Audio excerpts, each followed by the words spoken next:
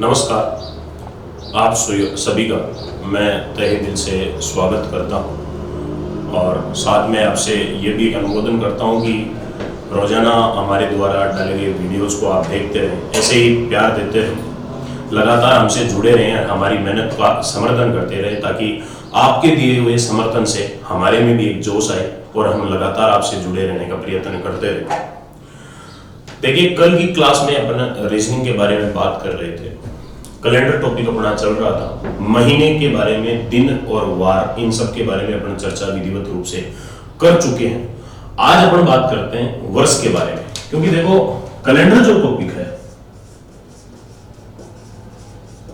अपने दैनिक जीवन में जो कैलेंडर अपने घरों में लगा रहता है, उस कैलेंडर में भी अपन जब देखते हैं तो उस कैलेंडर में एक तो दिन, महीना, वर्ष, शताब्दी और वार, इन सारी इकाइयों के बारे में अपन पढ़ते हैं। या कोई भी डेट जब अपन देखते हैं तो उस तारीख के साथ में ये सारी इकाइयां प्रदर्शित की हुई रहती है। जैसे आज की ही अपन तारीख की बात करें तो आज तारीख है 4 मई 2020 और वार है सोमवार। तो 4 तो है तारीख, मई है महीना, 2020 है वर्ष और शताब्दी, और उसके साथ साथ वार दिया गया सोमवार। ये सभी इकाइयां काम में आती है। इनमें से ये अपन पढ़ चुके, ये अपन पढ़ चुके, ये पढ़ चुके, ये 2 पॉइंट और बचे हुए हैं, इनके बारे में आज डिस्कशन करते हैं। उसके बाद में ये टॉपिक रेगुलरली स्टार्ट हो जाएगा और इसमें 2 प्रकार के कैलेंडर जो अपने सिलेबस में शामिल होते हैं, वो दोनों प्रकार के कैलेंडर पर बनने वाले एक एक सवाल के बारे में अपन चर्चा करेंगे।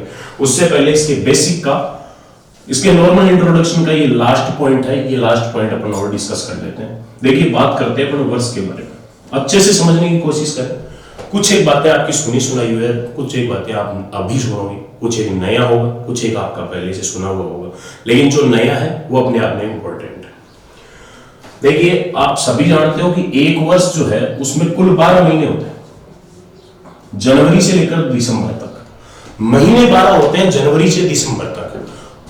माह भी 12 ही होते हैं, लेकिन वो होते हैं चैत्र से लेकर फाल्गुन तक।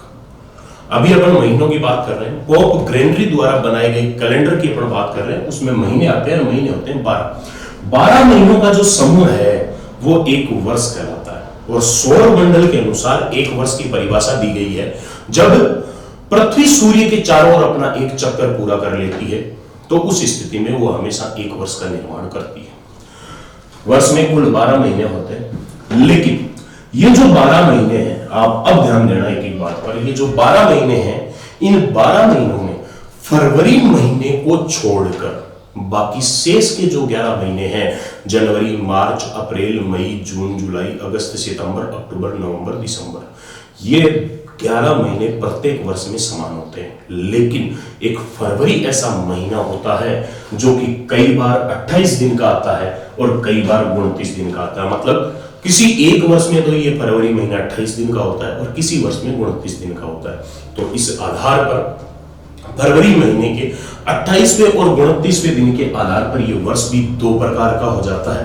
एक तो वो वर्ष जिसमें फरवरी महीना 28 दिन का होता है, और एक वो वर्ष होता है जिसमें फरवरी महीना 29 दिन का होता है। अब आप ध्यान दें, ऐसा वर्ष जिसमें फरवरी महीना 28 दिन का होता है उसे साधारण वर्ष कहा जाता है। ऐसा वर्ष जिसमें फरवरी महीना 28 दिन का होता है साधारण वर्ष कहलाता है, और ऐसा वर्ष जिसमें फरवरी महीना 29 दिन का होता है वो लीप वर्ष कहलाता है। ये 2 प्रकार के वर्ष होते हैं, दोनों का नाम साधारण वर्ष और लीप वर्ष। ये लीप वर्ष है, इसलिए इसका दूसरा नाम होता है एलीप वर्ष। साधारण वर्ष को एलीप वर्ष के नाम से भी जाना जाता है और लीप वर्ष को अधिवर्ष के नाम से भी जाना जाता है। समानार्थी शब्द आपको पता होना चाहिए। साधारण वर्ष या एलीप वर्ष वो होता है जिसमें फरवरी महीना 28 दिन का होता है, और लीप वर्ष या अधिवर्ष वो होता है जिसमें फरवरी महीना 29 दिन का होता है। अब वर्ष की पहचान तो वही है जो अपन ने महीने की थी। इससे जस्ट पहले वाली क्लास में मैंने आपको किसी भी महीने में फरवरी महीना 28 दिन का या 29 दिन का, इसके लिए मैंने आपको पहचान बताई थी कि किसी भी सन में तो अपन भाग देते हैं 4 का, और किसी शताब्दी में अपन भाग देते हैं 400 का। यदि किसी सन में 4 का भाग और किसी शताब्दी में 400 का भाग नहीं जाता है तो उस स्थिति में फरवरी महीना 28 दिन का होता है। यह बात अपने कल हो चुकी थी। और अगर फरवरी महीना 28 दिन का है तो वो वर्ष साधारण वर्ष या एलीप वर्ष कहलाएगा। तो वही सेम डेफिनेशन इसकी हो जाएगी साधारण और एलीप वर्ष की, कि अगर किसी सन में 4 का भाग और शताब्दी में 400 का भाग नहीं जाता है तो संबंधित वर्ष साधारण वर्ष या एलीप वर्ष के नाम से जाना जाता है। और अगर किसी सन में 4 का और शताब्दी में 400 का भाग चला जाता है तो वह वर्ष लीप वर्ष या अधिवर्ष के नाम से जाना जाता है। यह तो होगी साहब इसकी पहचान, कि इसकी पहचान क्या है, साधारण वर्ष या लीप वर्ष क्या होता है, लीप वर्ष या अधिवर्ष क्या होता है। अब मैं बात करता हूं उसके कुल दिनों के बारे में। अब ध्यान दें आप थोड़ा सा, आप सभी जानते हो कि एक वर्ष जिसमें अगर फरवरी महीना 28 दिन का है, अर्थात अगर उसे साधारण वर्ष या लीप वर्ष के नाम से जाना जाता है, तो उसमें पोप ग्रेगरी के अनुसार कुल 365 दिन होते हैं। मेरी बात पर ध्यान दें। एक साधारण वर्ष जिसमें फरवरी महीना 28 दिन का होता है उसमें पोप ग्रेगरी के अनुसार 365 दिन होते हैं।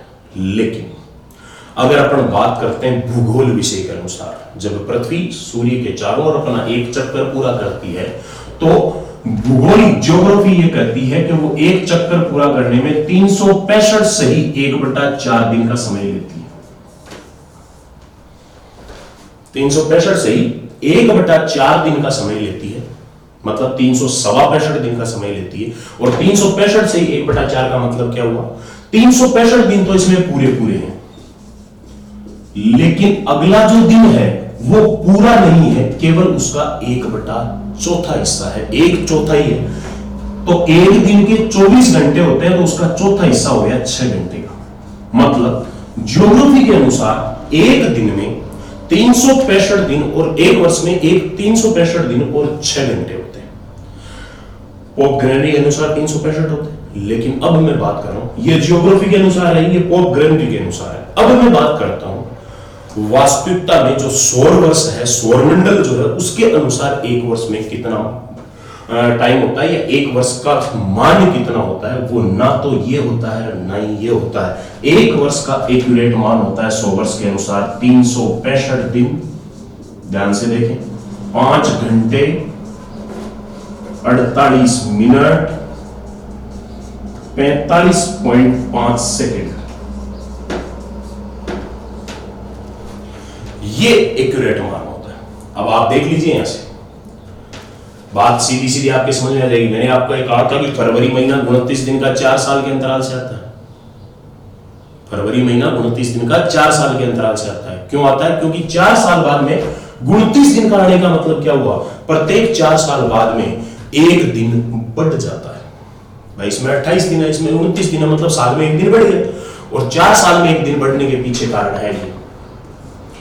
पोप ग्रेगरी ने कहा था कि एक वर्ष में 365 दिन होते हैं, जबकि ज्योग्राफी कहती है एक दिन में 365 दिन और 6 घंटे होते हैं। तो 6 घंटे ज्यादा हो रहे हैं।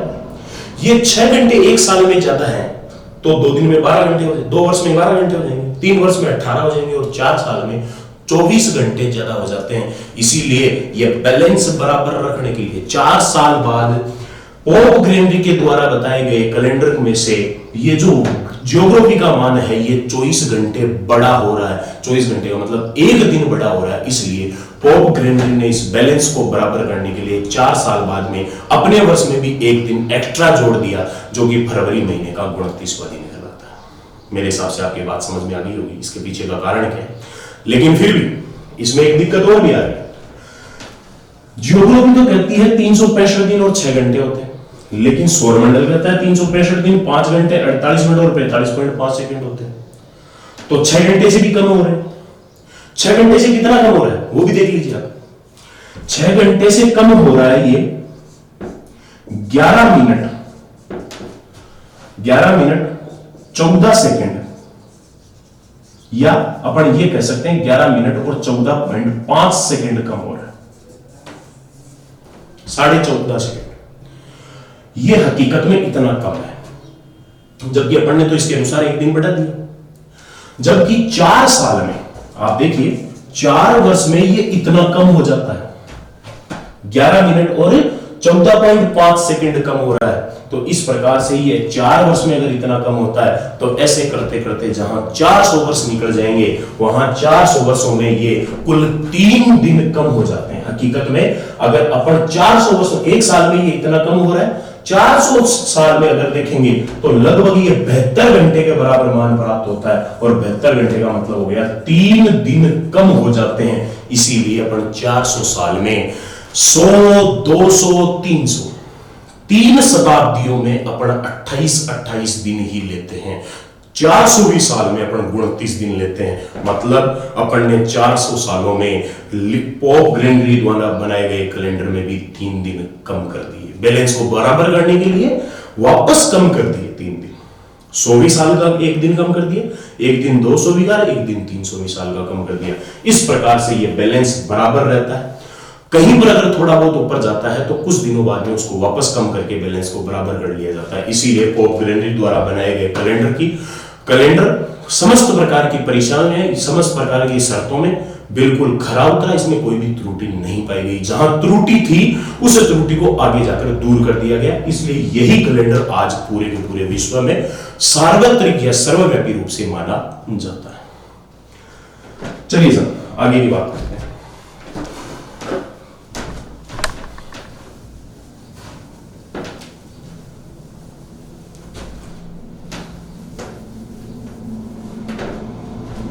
जो कारण समझाने के लिए मैंने आपको बोला था वो मैंने समझा दिया।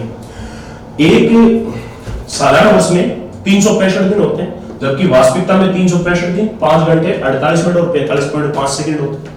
लेकिन एक लीप वर्ष में 366 दिन ही होते हैं, क्योंकि जो ऊपर नीचे का बैलेंस था वो 4 साल में इसने बराबर कर दिया। इसलिए लीप वर्ष में पोप ग्रेगरी द्वारा बताया गया मान और 100 वर्ष का मान दोनों 366 दिन ही होते हैं, क्योंकि फरवरी महीने का 29वां दिन एक इसमें बढ़ गया, इसलिए इसमें कुल 366 दिन होते हैं। बात समझ में आ गई? अब देखो सर, एक साधारण वर्ष में 365 दिन होते हैं, लेकिन अपने को याद, या जब कैलकुलेशन कर रहे हैं, अपन क्वेश्चन सोल्व कर रहे हैं, तो ध्यान रखना अपन पढ़ रहे हैं अभी पोप ग्रेगरी द्वारा बनाया गया कैलेंडर, और उस कैलेंडर में ये मान वैलिड नहीं है। ये तो मैंने आपको बताया है कि इतना होता है, जबकि पोप ग्रेगरी में तो पोप ग्रेगरी के कैलेंडर में तो सीधा सीधा मान है। साधारण वर्ष में 365 दिन होते हैं और लीप वर्ष में 366 दिन होते हैं। अब अगला पॉइंट, आगे मैं इसमें ये बता रहा हूं, दोनों का अलग अलग विभाजन करके बता रहा हूं, दोनों में क्या संबंध है, कौन कौन से मान दोनों में होते हैं, सारी चीजें मैं आपको बता रहा हूं। अब अपन देखते हैं इसमें सप्ताह कितने निकलते हैं। 365 दिन में अगर अपन सप्ताह देखें तो 365 में अपन भाग देंगे किसका? 7 का। सप्ताह में 7 दिन होते हैं। वारों के बारे में अगर निर्धारण करता होता तो वार 7 ही होते हैं। 7 वारों का निश्चित समूह एक सप्ताह को व्यक्त करता है। इसलिए अगर अपन को सप्ताह देखना है तो 7 का भाग दे देंगे। 7 का भाग देने पर अपने को 7 के जोड़े प्राप्त हो जाएंगे। कितने हो गए? 7 का अगर भाग देंगे तो 7 पंजो 35, 36 में से 35 गया, बच गया 1 के आगे 5 लिखेंगे तो 15, 7 दूनी 14। 365 में 7 का भाग गया 52 बार और 1 शेष बच गया। 7 दूनी 14, 15 में से 14 गया, 1 लास्ट में शेष बचता है, मतलब 7 का भाग 52 बार जा रहा है। इसका मतलब यह है कि इस वर्ष में 7 के कुल 52 जोड़े बनते हैं। इसका मतलब एक साधारण वर्ष में कुल 52 सप्ताह होते हैं। और इस तरफ क्या हो जाएगा? 366 में 7 का भाग देंगे तो ये आएगा 52 सप्ताह और 2 दिन शेष। ये बहुत काम की चीज है, आगे जाकर इस पूरे टॉपिक में अपने यही काम आने वाला है। लेकिन कई जगह सीधा सीधा इसको रटाया जाता है कि साधारण वर्ष का 1 दिन माना जाता है, लीप वर्ष के 2 माने जाते हैं, जबकि मैं आपको पूरा कंप्लीट समझा रहा हूं कि क्यों माने जाते हैं। ये बात की बात है, फिलहाल आप इसको आगे समझने की कोशिश करें। एक साधारण वर्ष में कुल 52 सप्ताह है। 52 सप्ताह होने का मतलब क्या हुआ कि साधारण वर्ष में प्रत्येक बार 52 बार तो आएगा ही आएगा। जिस प्रकार महीनों में अपने आ रहा था प्रत्येक बार 4 बार तो आता ही आता है, उसी प्रकार एक साधारण वर्ष में प्रत्येक बार 52 बार तो आएगा ही आएगा। सोमवार, मंगलवार, बुधवार, गुरुवार, शुक्रवार, शनिवार, रविवार, प्रत्येक बार 52 बार आएगा। लेकिन ये 1 दिन एक्स्ट्रा होने का मतलब क्या है कि साधारण वर्ष की 1 जनवरी को जो वार है वो 52 बार नहीं आकर 53 बार आएगा, क्योंकि 1 दिन एक्स्ट्रा जुड़ रहा है। 1 दिन एक्स्ट्रा होने का मतलब वो वापस रिपीटेशन करेगा तो वो 1 तारीख ही करेगा, 1 तारीख को दोबारा दोहरा देगा, फिर उसके बाद में कोई दिन एक्स्ट्रा है नहीं। 52 सप्ताह का मतलब 52 बार पूरा पूरा आ गया, ये एक बच गया तो ये एक जो है वो 1 जनवरी को एक बार एक्स्ट्रा दिखा देगा। मतलब इस साल की 1 तारीख जो है वो 53 बार आती है, बाकी सारे बार 52 बार आते हैं। अगर मान लो कि इस साधारण वर्ष की शुरुआत सोमवार से हुई है तो इसमें सोमवार 53 बार आएगा, बाकी सारे बार 52 बार आएंगे। और इस तरफ अगर अपन ध्यान दें तो बाकी सारे के सारे बार 52 बार आएंगे, लेकिन इसकी 1 जनवरी और 2 जनवरी को जो वार है वो आएंगे 53 बार। क्यों? क्योंकि 2 दिन जो एक्स्ट्रा है वो 2 दिन एक्स्ट्रा इसमें 2 बार वापस रिपीट हो जाएंगे। तो अगर 1 जनवरी और 2 जनवरी को सोमवार और मंगलवार है तो इसमें सोमवार और मंगलवार आएंगे 53 बार, बाकी सारे बार आएंगे 52 बार। बात समझ में आ गई? साधारण वर्ष में बाकी सारे बार 52 बार आते हैं, लेकिन उसकी 1 जनवरी का जो वार है वो 53 बार आएगा। लीप वर्ष में बाकी सारे बार 52 बार आते हैं, लेकिन 1 और 2 जनवरी का जो वार है वो उसमें 53 बार आता है। यहां से एक निष्कर्ष और निकल के आ जाता है कि अगर 1 जनवरी का वार 53 बार आ रहा है और इसमें एक दिन जो एक्स्ट्रा बच रहा है, इसका मतलब क्या हुआ कि 1 जनवरी और 31 दिसंबर का वार भी सेम है। आप खुद देख लीजिए, एक दिन एक्स्ट्रा वही तो हुआ है ना, एक दिन एक्स्ट्रा इस साल का लास्ट दिन हो रहा है। 52 बार 52 सप्ताह पूरे पूरे बन गए, एक दिन जो ज्यादा हुआ है वो ज्यादा लास्ट वाला दिन ही तो है। अगर लास्ट वाले दिन को अपन वापस कम कर देंगे तो 52 सप्ताह पूरे पूरे निकलेंगे। इसलिए किसी भी साधारण वर्ष की, बहुत इंपॉर्टेंट रिलेशन बता रहा हूं, ध्यान से सुने, किसी भी साधारण वर्ष की पहली तारीख और उसकी अंतिम तारीख का वार सदैव समान होता है, और किसी भी साधारण वर्ष की पहली और अंतिम तारीख का वार 53 बार आता है। पहली बात, साधारण वर्ष की पहली तारीख और अंतिम तारीख का वार समान होता है, और दूसरा, साधारण वर्ष की पहली और अंतिम तारीख का वार 53 बार आता है, क्योंकि जो पहली का वार है वही लास्ट का होगा और वो 53 बार रिपीट होगा। बात समझ में आ गई? यहां पर ऐसा कुछ नहीं है। क्यों? क्योंकि यहां पर पहली और दूसरी तारीख का वार तो 53 बार आता है, लेकिन इसकी पहली और अंतिम तारीख का वार समान नहीं होता। क्यों? क्योंकि इसकी 1 जनवरी जो है वो सेम होगी 30 दिसंबर के साथ, क्योंकि इसमें 2 दिन ज्यादा हो गए। 2 दिन ज्यादा कौन से होंगे? 30 दिसंबर और 31 दिसंबर। इसलिए 1 जनवरी और 30 दिसंबर का सेम है, 2 जनवरी और 31 दिसंबर का सेम है। अगर मान लो ये कहा जाए कि एक साधारण वर्ष की शुरुआत सोमवार से हुई तो इसका समापन भी सोमवार को होगा, और अगर एक लीप वर्ष की शुरुआत सोमवार को हुई तो इसका समापन मंगलवार को, एक दिन एक्स्ट्रा होता है। और वह एक दिन एक्स्ट्रा कौन सा है? 29 फरवरी। पूरी बात क्लियर? एक पॉइंट इसमें और भी है, दिन पूछे तो 365, ज्योग्राफी के अनुसार पूछे तो 365 से 1/4, एक्यूरेट पूछे तो 365 दिन 5 घंटे 48 मिनट 45.5 सेकंड। सप्ताह के बारे में पूछे तो 52 सप्ताह और 1 दिन। पहली तारीख और अंतिम तारीख का वार समान होता है। साधारण वर्ष में प्रत्येक बार 52 बार आता है, और पहली तारीख का जो वार होता है वो 53 बार आता है। ये सारी बातें मैंने आपको इसमें बता दी। साधारण वर्ष की पहचान है किसी सन में 4 का भाग, और शताब्दी में अगर 400 का भाग नहीं जाता तो फिर उस स्थिति में फरवरी 28 दिन की होती है, वो वर्ष एक साधारण वर्ष या एलीप वर्ष के नाम से जाना जाता है। अब इसमें एक लास्ट पॉइंट और हो जाता है, किसी भी साधारण वर्ष में कुल घंटे कितने होते हैं। तो अगर कुल घंटों की बात करनी है तो सीधी सीधी बात है, दिन कितने हुए? 365। इसको गुणा कर देंगे किससे? 24, क्योंकि एक दिन में 24 घंटे होते हैं। 365 को 24 से गुणा करेंगे। लेकिन ऐसे क्वेश्चन जब एग्जाम में आते हैं तो अपना इतना दिमाग काम नहीं करता है। एग्जाम में क्वेश्चन आते हैं तो अपने सोचेंगे अरे यार घंटे कैसे निकले, घंटे कहां से आएंगे, दिन ही सुने थे अपन ने, तो वहां इतना दिमाग काम नहीं करता है। और अगर दिमाग काम भी करे तो खुद पर इतना कॉन्फिडेंस नहीं रहता। 365 को 24 से गुणा करेंगे तो ये आएगा 8760 घंटे। एक साधारण वर्ष में कुल 8760 घंटे होते हैं। और अगर लीप वर्ष की बात की जाएगी तो इसमें क्या होगा? इसमें उसमें तो कोई परिवर्तन नहीं है, सिर्फ एक दिन ही तो ज्यादा हो रहा है, तो एक दिन का मतलब 24 घंटे बढ़ जाएंगे। तो इसमें 8760 में अगर 24 और जोड़ेंगे तो कितना आएगा? 8784 घंटे। ये एसएससी में पूछा गया सवाल है, एसएससी 2013 का क्वेश्चन है, एक लीप वर्ष में कुल कितने घंटे होते हैं? 8784 घंटे होते हैं। इसलिए मैंने कहा था बेसिक से क्वेश्चन उठते हैं, लेकिन बेसिक को ढंग से पढ़ा जाए तो। और अगर बेसिक ढंग से पढ़ लिया तो उस टॉपिक में आपको इतना कॉन्फिडेंस हो जाएगा कि आप कहीं भी ये कह सकते हो कि ये टॉपिक मेरा एकदम क्लियर है। ये आपका वर्ष कंप्लीट हो गया। वापस बता देता हूं, वर्ष में महीने होते हैं 12। फरवरी महीने को छोड़कर शेष 11 महीने प्रत्येक वर्ष में समान होता है, लेकिन एक फरवरी में ऐसा महीना होता है जो कई बार 28 दिन का आता है, कई बार 29 का आता है। और इस फरवरी महीने के 28 और 29वें दिन के आधार पर यह वर्ष दो प्रकार का होता है, जिसमें फरवरी महीना अगर 28 दिन का है तो वो वर्ष साधारण वर्ष या लीप वर्ष कहलाता है, और अगर फरवरी महीना 29 दिन का है तो वो वर्ष लीप वर्ष या अधिवर्ष के नाम से जाना जाता है, जिसकी पहचान है अगर कोई सन है तो उसमें भाग देंगे 4 का, शताब्दी है तो भाग देंगे 400 का। सन में 4 का और शताब्दी में 400 का भाग अगर नहीं जाए तो वो वर्ष साधारण है, चला जाए तो वो वर्ष लीप है। एक साधारण वर्ष में कुल 365 दिन होते हैं। 365 दिन में 52 सप्ताह और एक दिन एक्स्ट्रा होता है, इसीलिए प्रत्येक बार 52 बार आता है, और उसकी पहली तारीख का जो वार है वो 53 बार आता है। किसी भी साधारण वर्ष की पहली तारीख और अंतिम तारीख का वार समान होता है, और एक साधारण वर्ष में कुल 8760 घंटे होते हैं। इसी प्रकार लीप वर्ष में 366 दिन होते हैं, मतलब 52 सप्ताह और 2 दिन एक्स्ट्रा होते हैं, इसलिए इसमें प्रत्येक बार 52 बार आता है। लेकिन लीप वर्ष की 1 तारीख और 2 तारीख के वार 53 बार आएंगे। इस महीने की पहली तारीख और अंतिम तारीख का वार समान नहीं होता, अंतिम तारीख पहली तारीख से एक दिन आगे होती है, और इसमें कुल 8784 घंटे होते हैं। यह 7 पॉइंट आपका वर्ष कंप्लीट है कि वर्ष क्या होता है, कितने प्रकार का होता है, क्या क्या पॉइंट इसमें काम में आते हैं।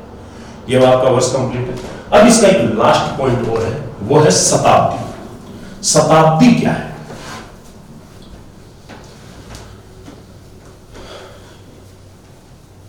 देखिए, कई बार आपने देखा होगा, एक तो बोला जाता है वर्ष और एक बोला जाता है साल। जैसे महीने और माह में अंतर होता है, वैसे ही वर्ष और साल में भी अंतर होता है। वर्ष तो होता है अंतरराष्ट्रीय मानक कैलेंडर या पोप ग्रेगरी द्वारा बनाए गए कैलेंडर की एक अवधि एक वर्ष कहलाती है, लेकिन हिंदू धर्म के अनुसार विक्रम संवत संचालित जो कैलेंडर है उसकी एक अवधि एक साल कहलाती है। एक वर्ष जनवरी से दिसंबर तक होता है, एक साल चैत्र से लेकर फाल्गुन तक होता है। वही महीने और माह वाला अंतर इनमें होता है। बात अपनी चल रही शताब्दी की। महीनों से वर्ष बनता है तो वर्षों से बनती है शताब्दी। शताब्दी में होते हैं 100 वर्ष। 100 वर्षों की शताब्दी होती है। अभी तक कुल 20 शताब्दी बीत चुकी है कैलेंडर बनने के बाद, और 21वीं शताब्दी चल रही है। 20 बीत चुकी है, 21वीं शताब्दी चल रही है। ठीक है, देखिए सब, अभी हम बात कर लेते हैं लेटेस्ट इसी की। अभी वर्ष चल रहा है 2020। अब आप ध्यान दें इसमें थोड़ा सा, 2020 की शताब्दी तो क्या है? देखो, एक नाम तो है शताब्दी, इसके साथ साथ में एक नाम और होता है सदी। हर पॉइंट को क्लियर करो। एक शताब्दी है, एक सदी है, दोनों में क्या डिफरेंस है? 2020 में शताब्दी क्या है? शताब्दी वह 100 वर्ष का समूह है जिसे यह पार कर चुका है, या जो इसका आधार है। ये 2020 टिका हुआ है 2000 पर, ये इसकी नींव है, या जिस 100 वर्ष के समूह को पार कर चुका, 2020 2000 को पार कर चुका है, तो यह है इसकी शताब्दी। और सबसे बड़ी बात, जिस 100 वर्ष के समय की ओर यह अग्रसर हो रहा है, जिस 100 वर्ष के समय की ओर यह अग्रसर हो रहा है, वह कहलाती है इसकी सदी। 2020 है, ये आगे जैसे जैसे आगे बढ़ रहा है वैसे वैसे किसकी ओर जा रहा है? 2100 की ओर। लेकिन 2100 तो क्या हो जाएगी? 2100 तो है शताब्दी, लेकिन इसका अगर अपन दोनों जीरो हटा देते हैं तो ये कही जाती है 21वीं सदी। आपने खुद ने देखा होगा, आप अपने को जब कोई बात करते हैं तो अपने को सब ये कहते हैं कि अपन 21वीं सदी के लोग हैं। 2020 में अपन जी रहे, निश्चित रूप से 21वीं सदी के लोग। बात करें 1857 की क्रांति हुई थी, उस 1857 की शताब्दी तो थी 1800, लेकिन सदी थी 19वीं। महात्मा गांधी जी, उनकी शताब्दी 1800 थी, और वो जिस सदी में उनका जन्म हुआ था वो 19वीं सदी थी, 2 अक्टूबर 1869। अपने देश को आजादी मिली 1947, शताब्दी थी 1900 और सदी थी 20वीं। मेरे हिसाब से बात समझ में आ गई हो। जैसे अपन बात करें 1992 की, 1992 में शताब्दी अगर पूछी जाए तो है 1900, लेकिन सदी पूछी जाए तो कौन सी है? 20वीं। क्योंकि ये 2000 की ओर अग्रसर हो रहा है, 2020वीं सदी का नाम अच्छी तरह से क्लियर हो गया। लेकिन अभी तक इसमें एक सबसे बेस्ट जो चीज है वो छुट्टी हुई है, उसको समझने की आप कोशिश करें। मैंने यहां पर एक शब्द लिखा है सदी। सबसे मेन चीज ये है कि सदी प्रारंभ कहां से होती है और खत्म कहां पर होती है। अगर मैं बात करूं अभी, वेरी वेरी मोस्ट इंपॉर्टेंट चीज, ध्यान से सुने, अगर मैं बात करूं 20वीं सदी की, तो सवाल यह खड़ा होता है कि 20वीं सदी शुरू कहां से हुई और खत्म कहां पर होगी। सुने, पहली बात तो देखो 20वीं सदी का मतलब क्या है। जैसे 1947 है, 1947 में सदी कौन सी है? 20वीं। तो देखो 20वीं सदी क्या है। पहली बात तो यह है, अगर अपन 20 को 100 से गुणा करते हैं तो क्या आता है? 2000। अपने सोचेंगे कि 2000 के बाद में 2001 आते ही 21वीं सदी चालू हो गई, लेकिन ये गलत है। खुद 2000 से ही 21वीं सदी चालू हो चुकी है। सन 2000 या शताब्दी 2000 का प्रथम दिन 21वीं सदी का प्रथम दिन है। मतलब 1 जनवरी 2000 से लेकर 31 दिसंबर 2099 तक ये जो 100 साल का समय है, ये 21वीं सदी है। लेकिन जैसे ही 2100 प्रारंभ होगा, उस 2100 शताब्दी या 2100वें वर्ष का पहला दिन 22वीं सदी का पहला दिन होगा। आपसे अगर यह पूछा जाए कि 18वीं सदी कौन सी है, तो 18वीं सदी 1800 से पहले वाली, 19वीं सदी 1900 से पहले वाली, 1600 सदी 1600 से पहले वाली। मतलब 1800 से पहले 1799, और इस तरफ कौन सा हो गया? 1700। 1700 का पहला दिन 1 जनवरी और 1799 का लास्ट दिन 31 दिसंबर। यह है कौन सी सदी? 18वीं सदी। सबसे बेस्ट चीज, एक क्वेश्चन पूछा हुआ है, 20वीं सदी का प्रथम दिन क्या है?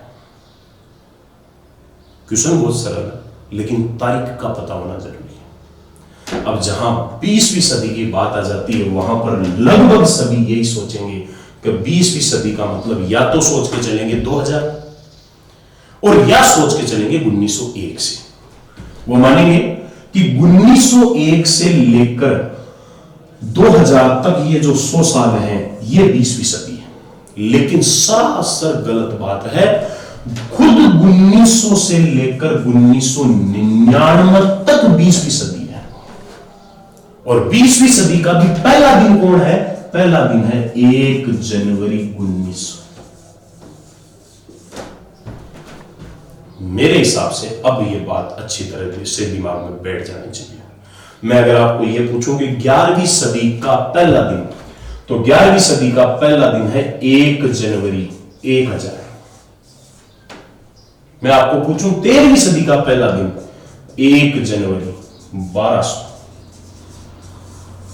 मैं आपको पूछूं 15वीं सदी का अंतिम दिन, 15वीं सदी का अंतिम दिन 31 दिसंबर 1499। ये 31वीं सदी का अंतिम दिन, ये होती है शताब्दी और सदी।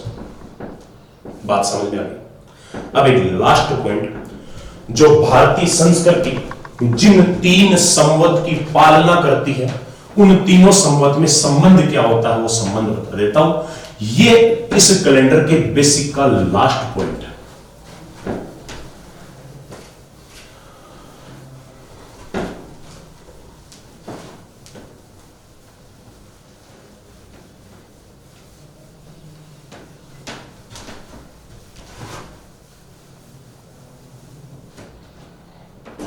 देखिए, जनवरी महीने से लेकर दिसंबर महीने तक जो वर्ष चलता है,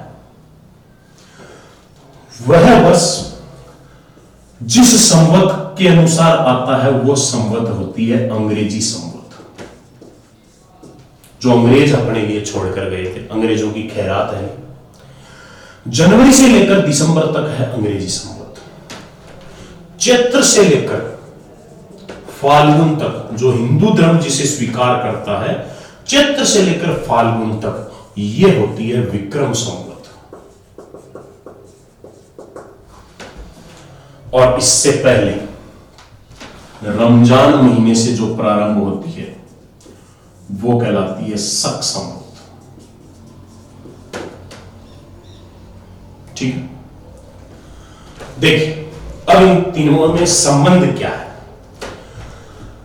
जनवरी से लेकर दिसंबर तक अंग्रेजी संवत की एक अवधि एक वर्ष कहलाएगी, इसकी एक अवधि एक साल कहलाएगी। लेकिन ये सारी काम की चीजें नहीं है। जो मेन काम की चीज है वो ये है, अभी वर्तमान लेटेस्ट की अपन बात कर लेते हैं। अभी चल रहा है 2020 अंग्रेजी संवत के अनुसार, जनवरी से दिसंबर तक मई महीना भी चल रहा है और 2020 चल रहा है। अगर अपने को इस 2020 को विक्रम संवत में कन्वर्ट करना है, किसमें? विक्रम संवत में अगर कन्वर्ट करना है तो आप इसमें 57 साल जोड़ दीजिए। मतलब इससे 57 साल पहले, 57 साल ज्यादा जो होंगे वह हमेशा विक्रम संवत को व्यक्त करेंगे। 2020 में 57 जोड़ेंगे तो क्या आएगा? 2077। विक्रम संवत के अनुसार अभी 2077 चल रहा है। लेकिन सबसे बड़ी बात, विक्रम संवत कभी भी अंकों में इन अंकों को स्वीकार नहीं करता है। विक्रम संवत में 2077 इस प्रकार लिखा जाता है। विक्रम संवत की गिनती अलग होती है। एक ऐसे से कुछ लिखा जाता है, ये 2, ये 3, ये 4, ये 5, ये 6, ये 7, ये 8 और ये 9। ये विक्रम संवत है। विक्रम संवत में 2077 चल रहा है। लेकिन एग्जाम में अगर क्वेश्चन आएगा तो वो सीधा सीधा ऐसे ही आपको पूछेगा। 2020 का विक्रम संवत मान है 2077, और अगर आपको शक संवत का मान पूछा जाए तो इसमें से 78 घटा दो। 78 साल अगर कम कर दोगे तो विक्रम संवत का मान प्राप्त हो जाएगा, और यह होगा 1942। याद रखना, इसके साथ सदैव ईस्वी पूर्व लगाया जाता है, क्योंकि ये ईसा मसीह के जन्मदिन के अनुसार संचालित होता है। 1942 अभी 2020 चल रहा है। 2020 विक्रम संवत में 2077 है और ईस्वी पूर्व के अनुसार ये 1942 माना जाता है। अगर आपको यह कहा जाए कि 1835 ईस्वी पूर्व को, क्वेश्चन है मेरा, 1835 ईस्वी पूर्व को विक्रम संवत में बदलिए, इसको डायरेक्ट इसमें कन्वर्ट करवाया। देखिए क्या है, 2020 से 78 साल पहले और 2020 से 57 साल बाद, ये दोनों वर्ष आते हैं। 2020 में से 78 साल घटाते ही आपको ईस्वी पूर्व का मान प्राप्त हो जाएगा, और 2020 में 57 जोड़ते ही आपको विक्रम संवत का मान प्राप्त हो जाएगा। ये तो तुलना है इसके अनुसार। लेकिन अगर अपन इन दोनों में डायरेक्ट संबंध देखें तो इन दोनों में सीधा सीधा संबंध होता है। इनके मध्य 135 साल का अंतराल होता है। ये 57 साल इस तरफ है, वो 78 साल पहले है। दोनों के बीच 135 साल का अंतराल होता है। मतलब अपना क्वेश्चन मैंने अभी ये पूछा था, 1835 ईस्वी पूर्व को बदलना है विक्रम संवत में, तो इसमें जोड़ दो 135। 1835 में 135 जोड़ेंगे तो अभी चल रहा है 1970। किसके अनुसार? विक्रम संवत के अनुसार। बात समझ में आ गई? और अगर आपको यह देखना है कि हकीकत में अंग्रेजी संवत का कौन सा साल चल रहा है, तो इसमें से 57 कम कर दो, 1913 चल रहा है। बात समझ में आ गई? किसी भी जनवरी से दिसंबर तक संचालित वर्ष में से 78 साल कम करने पर ईस्वी पूर्व का मान प्राप्त हो जाता है, और उसमें 57 साल जोड़ते ही विक्रम संवत का मान प्राप्त हो जाता है। और यहां पर इस कैलेंडर टॉपिक के या रीजनिंग के पहले टॉपिक कैलेंडर का बेसिक कंप्लीट हो जाता है कि इस कैलेंडर में काम आने वाली ये जो इकाइयां हैं, दिन, महीना, वर्ष, शताब्दी और वार, इनका मतलब क्या है, इनको डीपली, इनका एक एक पॉइंट मैंने आपको समझा दिया है। अब इसके बाद में स्टार्ट होगा अपना कैलेंडर। कैलेंडर भारतीय संस्कृति में या अपने सिलेबस के अनुसार कैलेंडर दो प्रकार का माना गया है, जिनमें से एक है अंतरराष्ट्रीय मानक कैलेंडर और दूसरा है पंचांग। अंतरराष्ट्रीय मानक कैलेंडर और पंचांग का मतलब क्या है, इनके क्वेश्चन कैसे कैसे पूछे जाते हैं, वन बाय वन एक एक क्वेश्चन की अपन चर्चा करेंगे। इतना मैं आपसे दावा कर सकता हूं, जिस दिन मेरा ये टॉपिक कंप्लीट हो जाएगा और मैं ये कह दूंगा कि आज कैलेंडर पूरा हो गया, उस दिन किसी भी किताब को उठा के देख लेना, किसी भी पब्लिकेशन, किसी गाइड को उठा के देख लेना, उस दिन मेरे हिसाब से शायद सिंगल क्वेश्चन ऐसा नहीं बचना चाहिए जो आपको नहीं आ रहा हो या जो आपको नहीं पढ़ाया गया हो। क्योंकि मैंने पहले ही दिन कहा था कि चाहे लाइव क्लासेज हो चाहे डे स्कॉलर बैच हो, पढ़ाऊंगा तो मैं पूरा पढ़ाऊंगा। फॉर्मेलिटी या आपको ललायित करने वाला काम मैं नहीं करूंगा कि उनमें से एक दो इंटरेस्टिंग क्वेश्चन करवा दिए छोड़ दिए। पूरा कंप्लीट जैसे डे स्कॉलर बैच चल रहे हैं वैसे आपकी क्लास कंटिन्यू चल रही है। आप रेगुलर क्लास ज्वाइन करें, निश्चित रूप से आपको इसका फायदा मिलेगा। आज का मेरा लेक्चर यहीं समाप्त होता है। कल अपन बात करेंगे कैलेंडर के प्रकार और इन कैलेंडर के प्रकारों पर आधारित क्वेश्चनों से। कल से अपना ये टॉपिक जैसे अदर क्लासेस में पढ़ाया जाता है, डायरेक्ट क्वेश्चन से शुरुआत की जाती है, जैसे जैसे क्वेश्चन पूछे जाते हैं वो मेथड अपना कल से स्टार्ट होगा। 3 क्लास बाद में मेरा ये टॉपिक स्टार्ट हो रहा है। आज तक का जो कुछ भी पढ़ाया गया है आशा करता हूं आपकी अच्छी तरह से समझ में आया होगा। फिर भी अगर नहीं समझ में आया तो आप बेझिझक पूछ सकते हो, क्योंकि आपके हर एक सवाल का जवाब देना मेरा कर्तव्य है। अगर नहीं दे सकता तो मुझे आपके सामने खड़ा होने का कोई अधिकार नहीं है। अगर आपके किसी क्वेश्चन का मैं उत्तर नहीं दे पाया या अगर मैं कहीं गलत पढ़ाता हूं तो आप मेरी क्लास कभी भी मत देखना। इसके लिए मैं आपको बाउंड नहीं करूंगा, क्योंकि अगर मैं खुद ही इस लायक नहीं हूं कि आपको पढ़ा सकूं तो आपको पढ़ाने का मुझे कोई अधिकार भी नहीं है। इसी के साथ आज के लिए धन्यवाद।